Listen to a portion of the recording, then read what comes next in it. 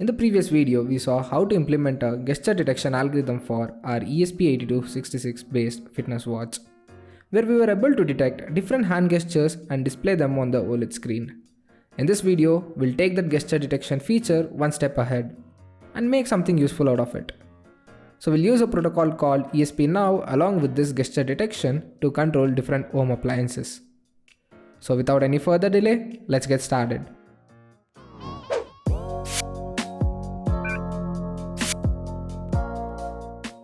Let's first start with the ESP-NOW protocol, and later we'll see how to implement the hardware for the home appliance and control it with our gesture detection watch. It's a proprietary protocol by Expressive. It's a very clever tiny protocol where the data is transferred from one to another without actually making a connection between each other. It sounds confusing, but hear me out. Unlike Bluetooth or Wi-Fi, it doesn't need any pairing or handshake to establish a connection between the devices. Instead, it uses something called a vendor action frame to transfer the data. You can check their official documentation to know more about how it works, because I'm more interested in the advantages and limitation of this ESP-NOW protocol. So we'll have a better understanding why we are using this in our project. One of the big downside of this protocol would be it can transfer only 250 bytes of data at once. So the transfer data is quite limited when compared to Wi-Fi, Bluetooth or LoRa. Since it's not making any sort of connection like Wi-Fi, it cannot access the internet to get any additional information, and ultimately only 20 devices can be connected to one master device. Even though the data and the devices are limited, in our case it should be good for just transferring on and off signals. Because the protocol has other upsides like it doesn't need any router or DHCP server, so it can be used anywhere just by using two ESP devices. And it doesn't take much time to pair or connect to another device. So data can be transferred in very less time and the device can go to sleep to save power after the data is transferred. If you are interested in learning more about this protocol and its comparison, you should check out Andreas' video on comparing ESP-NOW protocol with LoRa. There are three modes in ESP-NOW protocol. Controller mode, which can only send data, slave mode, which can only receive data, and finally combo mode, which can send as well as receive data. For our purpose, we just need to send the data from the watch.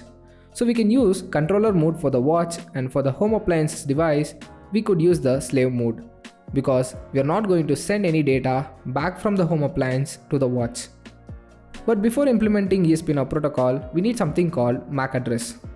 This is a special address assigned by a manufacturer to any network device. In our case, all the ESP8266 or ESP32 based development boards will have a unique address, so we can identify each one of them in a network where they communicate. Usually these MAC addresses are 6 groups of 2 hexadecimal values, separated by hyphens, colons or just by spaces. It's pretty easy to get this from ESP8266. All you need is the ESP8266 Wi-Fi library.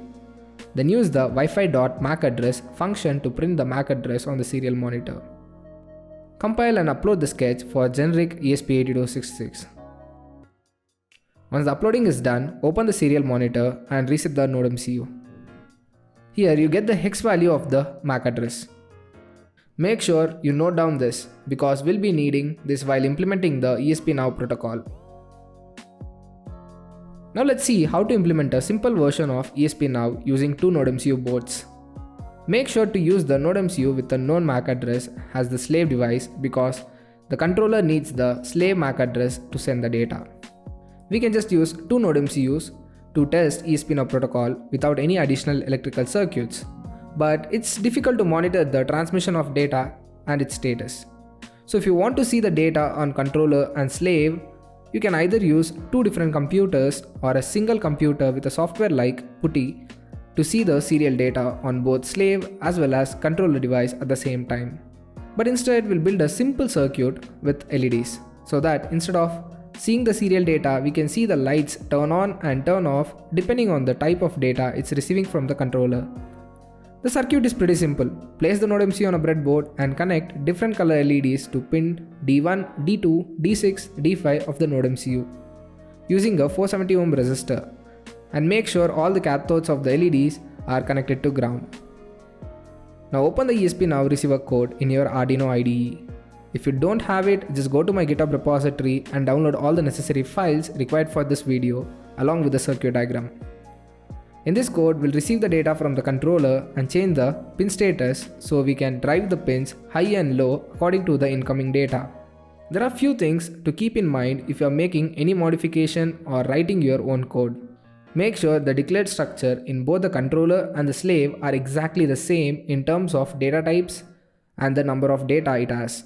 One more important point is to make sure you disconnect from Wi-Fi because the ESP-NOW protocol doesn't work along with Wi-Fi connected. Other than this, rest of the code should be as usual. Now to test, we'll just compile and upload this code. Then we'll give additional power supply to this circuit so that it will work independently without connecting to a PC.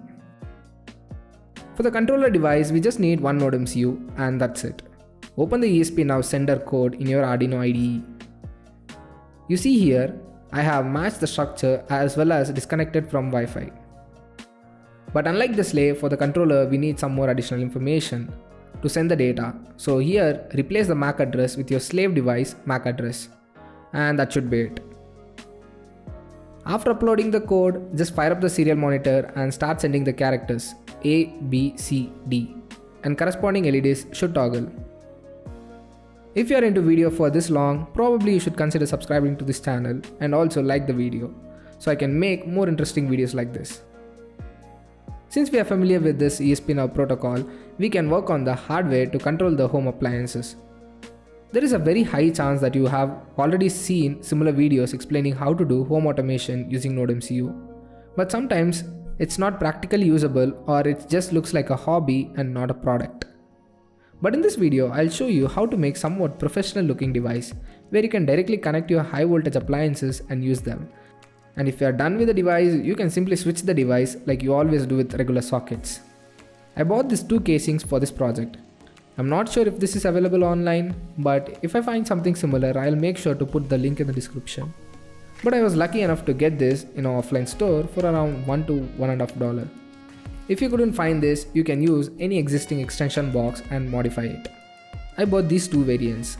One has individual switches for each socket and the other one has one common switch for all the sockets.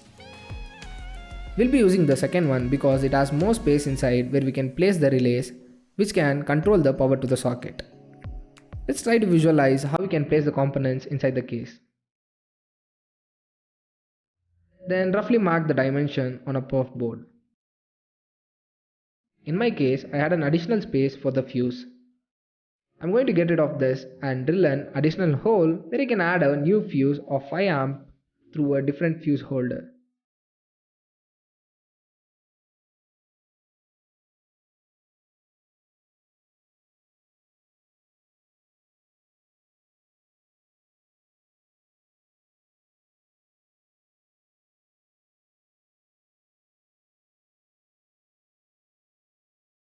To power the circuit, I chose a high-link module which has output of 5V 5W.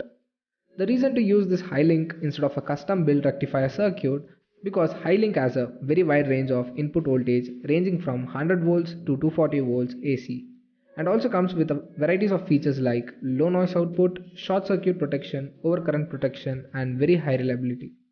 Then we'll use a multiple relays to turn on each socket and a ESP12E for the microcontroller and finally terminal blocks for connecting AC supplies. Since the ESP12E works with 3.3V, we'll be using the ASM1117 regulator to step down the 5V from high link to 3.3V. Along with that, a few components like diodes and resistors are used. And that should be pretty much required components for the circuit. For more detailed connection, you can download the circuit diagram from the link in the description. Once the slave device is done, and it can control one socket. But we have 4 sockets in this case. So we'll build 3 modular custom built relay circuits to control these sockets. These circuits should be pretty much simple and basic. All you need is a perf board, relay, terminal block, RMC connector, resistor, diode and a transistor.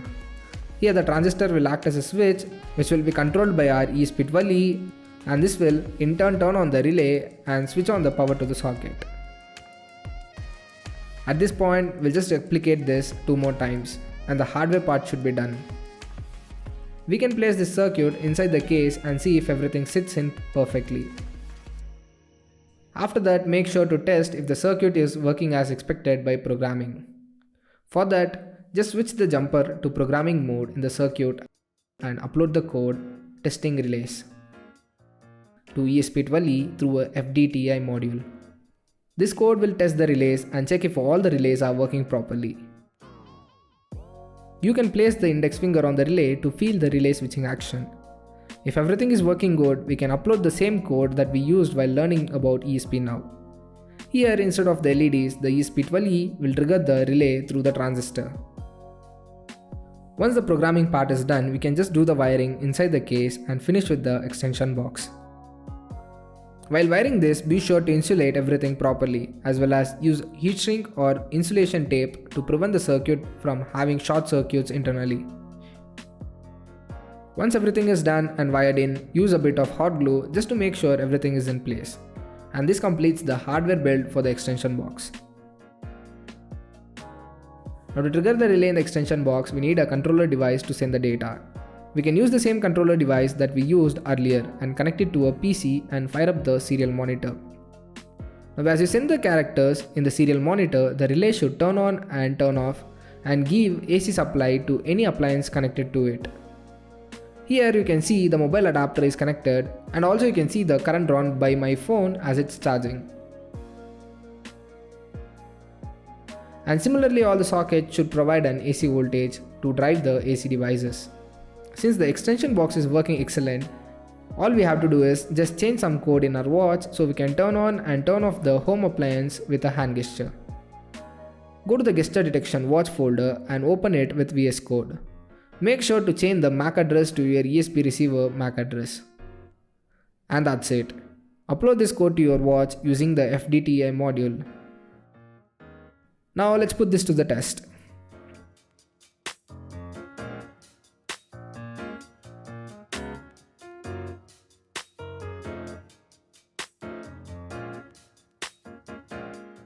After 3 long videos, we are finally done.